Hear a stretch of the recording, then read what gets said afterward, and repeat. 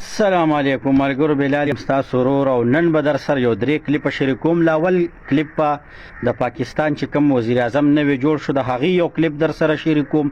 پس د هغې نه به د عمران خان صاحب متعلق یو دوه کلیپه د شریکوم چې یو یې د جیل نه کوم خبرداری ورکړی دی د پاکستانی عوام ته، هغه د جیل هغه یو کم کلیپ دی هغه به در سره شریکوم او آډیو دی خو لکه مونږ لږ شانته کې جوړ کړی دی هغه به در سره شریکوم. بل یو ماشوم دی هغه څه ناشنا حقیقت خبرې کړي دي هغه کلیپ په سره شریکوم. کله دې کلیپ نه پس د کتو نه پس کو چاویل چیرې بلاله تا یا پی ټی آی ته وختلی یا تا د پی ټی آی په حق کې خبرې وکړلې نو دا به د هغو غلط فهمي وي. ولی حق خبرې وکاو اکه د پی ټی آی په حق کې وي د عمران خان صاحب په حق کې وي یا د بل چا په حق کې وي مونږ به حق خبرې کوو. عمران خان ته نن چې دا ټوله دنیا یو شوی ده کنه او د هغه د راپرځولو کوشش کوي نو خامخا مونږ لم بیا پکار دي چې سنا چې حق خو وي چې هغه خو د دنیا ته لګ پیش کو د پی ټی آی ټاګرانو ویډیو به سره ډیره شیر کې او جمعیت والا که خبرې مې در باندې خو لګېدل نو ویډیو در سره لازمي مخ کې شیر کې ځکه چې نن به خپکیږي نه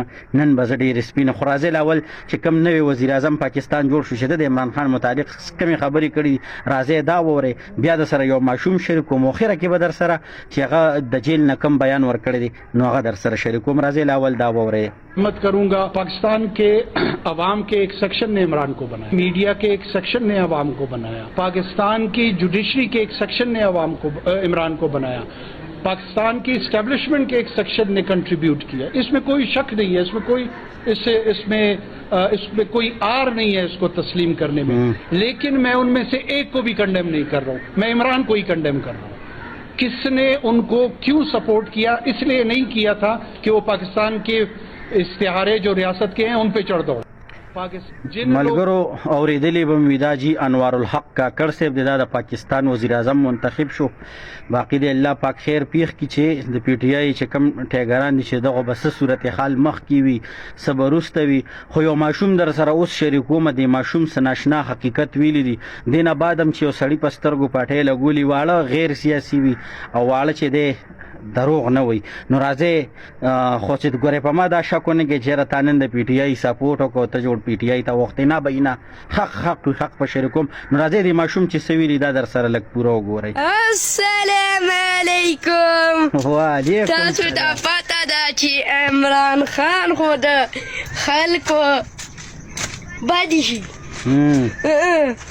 خلکو بدی شي دا په څه وجه بدی شي دا څه وجه کېدی چې دا عمران خان د خلکو بدی شي نو تاسو ته بس د دې ټول معلومات ولې چې دا خلکو ولې بدی شي په څه وجه کېدی شي نو تاسو ته پته ده چې دا یو ذلیل انسان دی یو بدماغه انسان دی.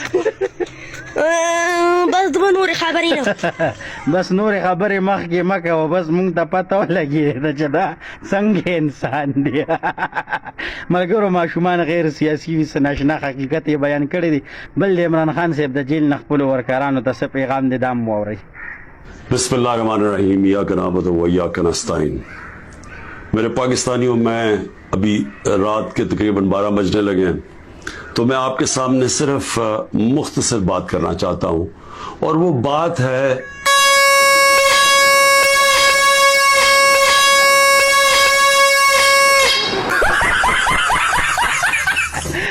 ملګرو دغه یو څو خبرې ترې دا مې سره شریکولې مخکې شیر کې د الله په امان.